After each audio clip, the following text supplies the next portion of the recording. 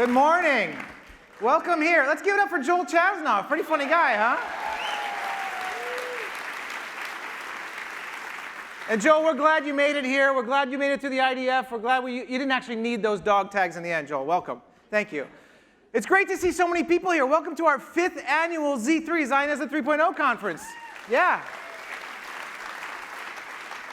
Sold out crowd. Can you believe when we started this in 2014, this was supposed to be just a little conversation amongst friends and family, mishpacha, to talk about our differences. It's now turned into an annual conference that's happening all over the country. 5 years ago when we began this, it was an opportunity to bring our community together when we thought we were starting to fray. And now it's turned into a connection across the globe with Israelis and European Jews as well. When we began this, we thought, let's bring the left and the right together, the secular and the Orthodox. And now it's a global movement. The Z3 project is taking off around the globe. I think you all deserve a round of applause. And as you can imagine, it takes an army of people to make this happen. So many folks have been involved with this. I don't have time to thank everyone today, but there are a handful of people that really deserve some tremendous gratitude. First of all, to the Renats, to Orly and Zack Renat. You were there from the beginning, sitting around the table, coming up with this idea from day one. Thank you for always being there. To the Rayants, to Kathy and Gary Rayant. Thank you guys. You guys were there also from day one. You recognize there's an opportunity to scale this and take it across the country, across the globe. Thank you. To the Rodan family, to Amnon, to Katie, to Alana, you recognize that we needed to make sure that we're working with Israelis as well. Thank you. Thank you. And to the Correct Foundation, to Jeff Farber, Anita Friedman, to your leadership, to your board, thank you for giving us the long-term ability to make this happen. Multi-year giving. There have been so many others, the Paul Singer Foundation, the San Francisco Jewish Community Federation, so many other generous donors. We just love you, we appreciate you, we need your help. There's been organizations that have been here from the get-go as well. The JCC Association of North America, the Shalom Hartman Institute, the Israel Policy Forum, URJ, AIPAC, so many others. Thank you all for everything that you've been doing since day one. And one of our gold sponsors this year has also been there from the very first conference, Evenium. They're the ones doing the app. So if you haven't figured out how to log on to the app yet, I don't know if we're going to put it up on the screen, but make sure you download the app. That's your way of interacting with the speakers. That's your way of asking questions. There you go. That's your way of engaging in the surveys that we're going to put out. Make sure you download the app if you haven't already, and you log in. There are so many people that I'm involved in on a day-to-day basis as well. The volunteers, the lay leaders, the staff. We have a great committee that's been meeting regularly, chaired by Craig Seidel. Thank you, Craig, for your leadership on this one. And the staff. As you might imagine, every single staff person at the JCC, whether they're involved with the preschool or the gym or anything else, they have been involved in this effort. It's been led by two people in particular that I want to thank. Our new Z3 project director, Amitai Freeman. Amitai, you've done an amazing job. And of course, the incomparable ICC director, Ronit Jacobs. Ronit.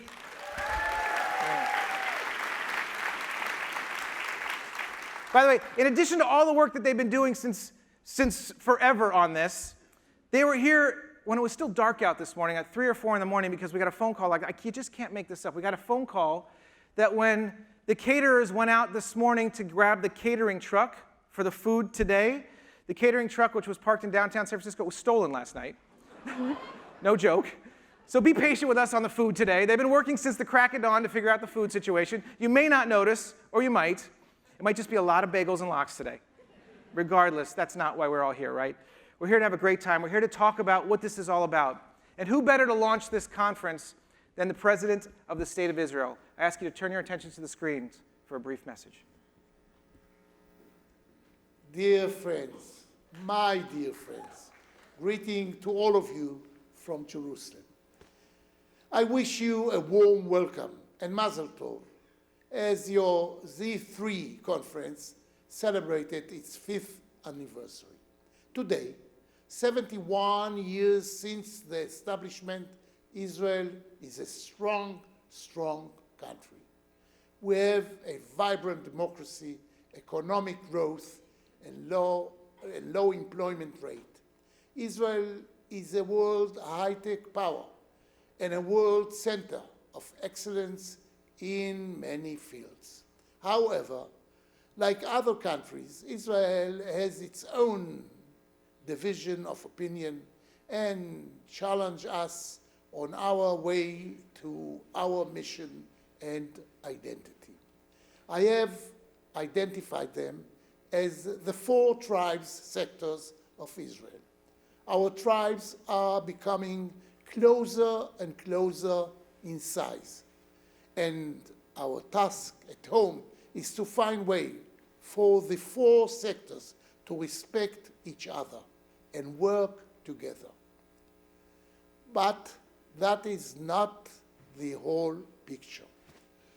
You, brothers and sisters, the Jewish of the diaspora, are the 5th tribe of Israel. We have only one Jewish state, and every Jew has a share in it, especially you, the Jews of the United States. You are full partners, not only in the establishment of Israel, but also in its development. You have a real positive and effective impact on the Israeli society.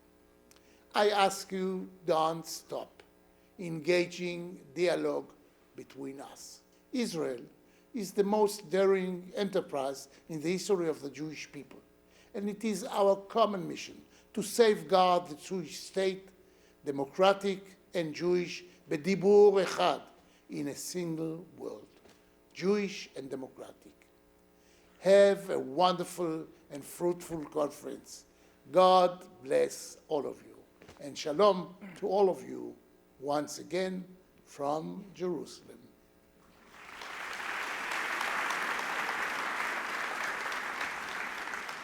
It's pretty special. 2 years in a row now, we've had this greeting, this special greeting from the President of the State of Israel. And this year we also had a personalized greeting. I don't know if you saw the letter for the Prime Minister of the State of Israel as well. That doesn't just happen. Not every JCC is receiving personalized greetings from the President and the Prime Minister of the State of Israel. That happens because of you, the work that you've done here. You're the tip of the spear. You're at the forefront of ensuring that this Jewish peoplehood enterprise remains one, that we surpass our divisions and we come back together, that this work that we've been doing is vital, it's crucial, it's sacred. And it seems like it's becoming harder and harder, right? It's not necessarily getting easier. I think for the last 2 decades or so, let me bring you back to the fall of 2000. In October of 2000, I was sitting in my office in downtown San Francisco, overlooking Market Street, and we hear some noises. We look outside, and there's a big protest, a big rally. Now, this is downtown San Francisco, right? So every other week there's some sort of rally, but this was different. There were big Palestinian flags being waved, so we went downstairs to check it out. And they were chanting, "From the river to the sea, Palestine will be free." And they're burning Israeli flags in the middle of downtown San Francisco. In the middle of California, the United States of America, they're burning Israeli flags. This wasn't just a pro-Palestinian rally, this was an anti-Israel rally. And as much as I wanted to jump into that mob and rescue that Israeli flag, I had a friend who held me back, thankfully, for my own safety. And after the march moved on, I went in and tried to rescue the tattered remains, the charred remnants of this Israeli flag. I brought it back to my office, I hung it up on my wall as a reminder of what we're fighting for, what we're fighting against. You see, I think it was that moment in roughly the fall of 2000, when something happened in the American Jewish psyche. More and more American Jews started defining our relationship with Israel by the issues where we had disagreement, right? Not on all the areas where we had agreement, but on the areas where we had disagreement. And that led more and more American Jews to be vocal with their criticism of Israel. So what had once been on the fringes of the American Jewish community, this vocal criticism of Israel, was starting to seep into the mainstream. And that led to friction between ourselves, right? The American Jewish community, we started arguing amongst ourselves. So meanwhile, as we are wagging our fingers at Israelis, saying you need to do this and that, a lot of Israelis are shrugging their shoulders at us, at diaspora Jews, saying, why? In a generation or two, you're not even going to be Jewish because of assimilation, anti-Semitism, intermarriage. When you have ministers in Israel saying intermarriage is the next Holocaust, we are talking past each other. We're not talking to each other, we're talking past each other. What happened in the notion of chavruta? It has to stop. We have to find a new paradigm. We have to find a new way to engage with each other, to transcend our differences, to rise above it. Because we're living in an historic time. The reason why we have to find a new way to engage is because this is the first time ever in Jewish history where there's both a strong Jewish homeland and a strong Jewish diaspora. Think about that. It's never existed before. There's been one or the other, But we're living in this moment where these two great centers of Jewish life are making invaluable contributions to the future of Jewish peoplehood. That's why we need a new ideology, a new way to engage. That's what we're calling Zionism 3.0, or Z3. You saw the video. You understand why we think it's the third iteration of Zionism. Nobody said this better than one of the great rabbis of the 20th century, Rabbi Joseph Soloveitchik. On the 8th anniversary of Israel's independence, 1956, Soloveitchik tells the Talmudic story. It's a funny story about this father who comes to a rabbi asking for 2 blessings for his newborn son. And the rabbi says, why? Did you have twins? No. 1 boy, but 2 heads. My boy was born with 2 heads. This is quite the quandary. The rabbi thinks for a while, he ponders, and he comes up with a very Solomonic solution. He says, here's what we're going to do. We're going to pour hot water over 1 head. And if the other head cries out in pain, we know it's 1 body. And if the other head does not cry out in pain, well, then it's 2 bodies. This is a Talmudic story written almost 2,000 years ago. It's still relevant for today. When bombs are falling in Israel, us Jews in the diaspora, we feel the pain. We feel the suffering of our brothers and sisters. And when Jews are shot in Pittsburgh, in Poway, in Paris, Israeli Jews feel it with us. They suffer with diaspora Jewry. We are 1 body. We are 1 people. And we are 1 family. And of course we disagree. Show me 1 family that doesn't. Show me 1 Jewish family that doesn't argue or disagree, right? So we're talking about unity here. We're not talking about uniformity. Unity, not uniformity. It's one of the main principles of the Z3 project. These 3 principles that you'll see up on the screen, you'll see them out on the big tower. Unity, not uniformity.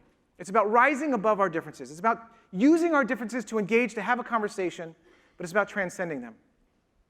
Number 2, it's about engaging both Israelis and diaspora Jewry, right? It's about making sure that we're engaging as equal partners. And number 3, it's about a diversity of voices. It's about making sure that everyone's voice is heard. That's what this is about. That's what the Z3 project is about. It's about our renewed sense of Jewish peoplehood. And for those of you who are wondering whether the Israeli community really believes this or not, I'm here to tell you that they do. First of all, by a show of hands in the audience, raise your hand if you're Israeli. Raise your hand. There you go. Look out there, folks. This is incredible. It really is. I was standing on a stage like this 1 week ago today. Haaretz put on a conference in Israel. Haaretz with Hebrew University, the Sochnut, and the Ruderman Family Foundation. The first ever conference of its kind put on in Israel by Israelis for Israelis on the topic of Israel-diaspora relations. And when they asked me to come speak, I had no idea how many people to prepare for. 100 people? 200 people? 2,000 people came. 2,000 people came to be a part of this conversation. And they were secular Jews, and I saw Jews wearing kippot. There were liberals, there were conservatives, and everyone who came up to me said, thank you for being a part of this conversation. This is vital. They recognize that they need partners across the ocean, just like we recognize it. And that's how I know we'll succeed. That's how I know we'll be successful. Folks, take heart from this. We're not yelling in the wind. We have active partners around the world who want this to succeed. It's going to take a while, and it's going to be tough. But if you're ready to be a part of this conversation, let's get going. You ready? All right.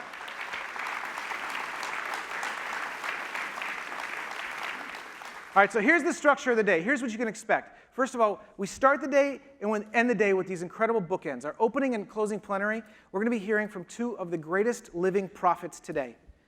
Yitz Greenberg and Ruth Gavison are 2 of the, unfortunately, remainder of an incredible generation. They've seen so much. They've been such incredible thinkers. Israeli, American, man, woman.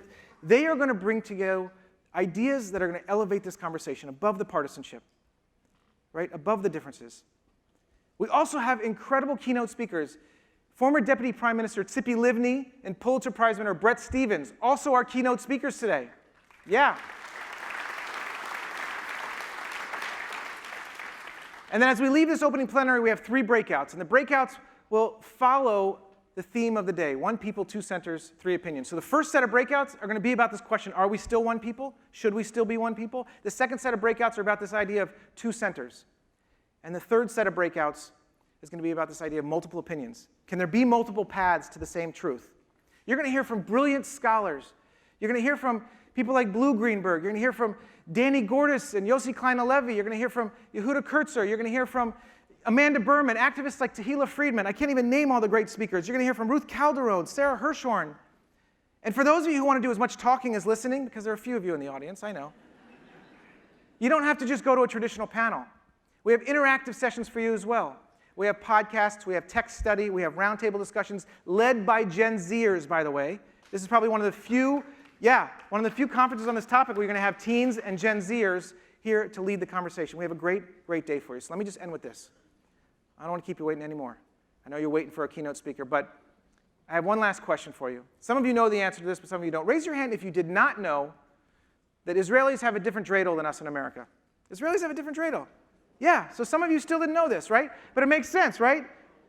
Our there is there here, right? Nes Gadol Haya Sham for us is Nes Gadol Haya Po. If that doesn't embody the differences between us, I don't know what does. So last year, when we hosted this conference, it was the middle of Hanukkah, and we created a new 5-sided dreidel. And it's become the symbol for the Z3 project. It's become a symbol for the movement. Nes Gadol Haya Sham and Po, because great miracles are happening here and there, because the future of Jewish life is being built by here and there, because we believe Jewish peoplehood will be sustained here and there. And that's the point of Z3. Thank you all very much.